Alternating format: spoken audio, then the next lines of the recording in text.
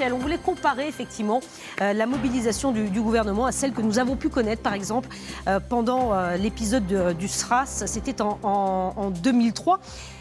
Si je me souviens bien, et je parle sous votre contrôle, les mesures avaient été quand même moins ça n'avait rien à voir. importantes, Bien sûr. spectaculaires. Le SRAS nous avait fait peur. Alors le SRAS nous avait fait peur parce que quand il survient, 2002-2003, ça commence en 2002 en Chine, parce que c'est un virus contre lequel nous n'avons pas de vaccin, que nous ne connaissons pas.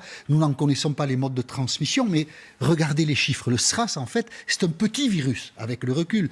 À l'époque, sur une durée de 6 mois, 8000 contaminations. En 2 mois, le Covid-19, le coronavirus, c'est-à-dire le virus d'aujourd'hui, 10 fois plus. Donc à l'époque, le SRAS, même si on dit que la Chine, après coup, avait minimisé les chiffres, était un virus beaucoup moins agressif que celui que nous connaissons aujourd'hui. Et donc il avait suffi de quelques mesures avec le recul relativement simple, pour ne plus constater la présence du SRAS dans les sociétés chinoises ou occidentales, c'est-à-dire la mise en quarantaine de gens, c'était 10 jours à l'époque, la mise en quarantaine, et puis des masques dans les hôpitaux. Et à partir de juillet 2003, on ne parlait plus du SRAS. Il est évident qu'aujourd'hui, nous sommes confrontés à un autre problème, puisque la contamination déjà est 10 fois plus importante dans un délai plus court qu'elle ne l'avait été avec le SRAS. C'est vrai que cette fois-ci, dans ce cas de coronavirus, le gouvernement communique beaucoup. Quasiment quotidiennement, oui. Prend des mesures drastiques. Ah, oui. Pourquoi le gouvernement en fait, entre guillemets, autant? Alors, pour 2 raisons qui sont assez simples à comprendre. D'abord, pour éviter, parce qu'on comprend aujourd'hui